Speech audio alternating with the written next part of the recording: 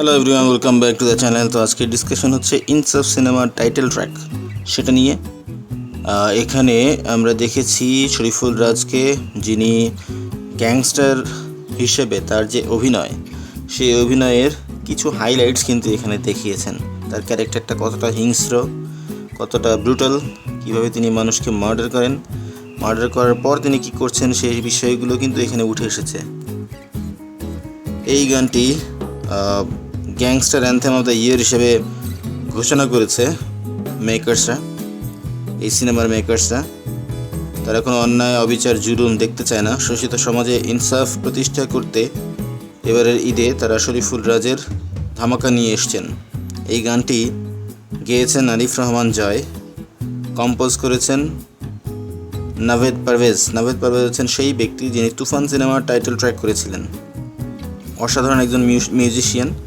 তুফান ছাড়াও এর আগে তিনি কিস্তিমাত সিনেমাতেও গান করেছিলেন।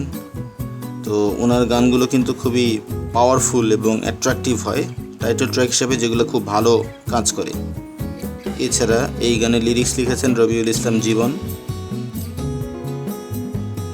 এই মুভিটা, ইনসাফ মুভিটা পরিচালনা করেছেন সঞ্জয় সমাদ্দার, এবং এখানে মোশাররফ করিম এবং তাসনিয়া ফারিনও কিন্তু অভিনয় করেছেন শরীফুল রাজের পাশাপাশি।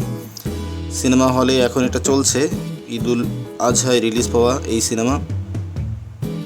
তাণ্ডব সিনেমার পরে এই সিনেমার রেসপন্স কিন্তু সবচেয়ে ভালো। গ্যাংস্টার বেজ একটা মুভি, এবং এই সিনেমাতে অলরেডি আমরা দেখে ফেলেছি। আগে গুজবও শুনেছিলাম যে চঞ্চল চৌধুরীর ক্যামিও আছে, এবং আমরা অলরেডি দেখে ফেলেছি যে আসলেই চঞ্চল চৌধুরী এখানে আছেন ক্যামিও ক্যারেক্টারে, এবং এটা দিয়ে হয়তোবা এই সিনেমার সিকুয়েলও আমরা ফিউচারে দেখতে পাবো। তো গানটি খুব ভালো ছিল। তুফান লেভেলের গান ছিল সেটা বলবো না, বাট তারপরেও গানটি ভালো ছিল। সিনেমার যে বাজেট, সেই বাজেট অনুযায়ী গানের কোয়ালিটি ভালোই বলা যায়। সঞ্জয় সমাদ্দার চেষ্টা করেছেন দর্শকদেরকে ভালো কিছু উপহার দেওয়ার। সিনেমাটা দেখলে হয়তো বোঝা যাবে স্টোরিটা কতটা স্ট্রং এবং দর্শককে কতটা আকর্ষিত করতে পারবে।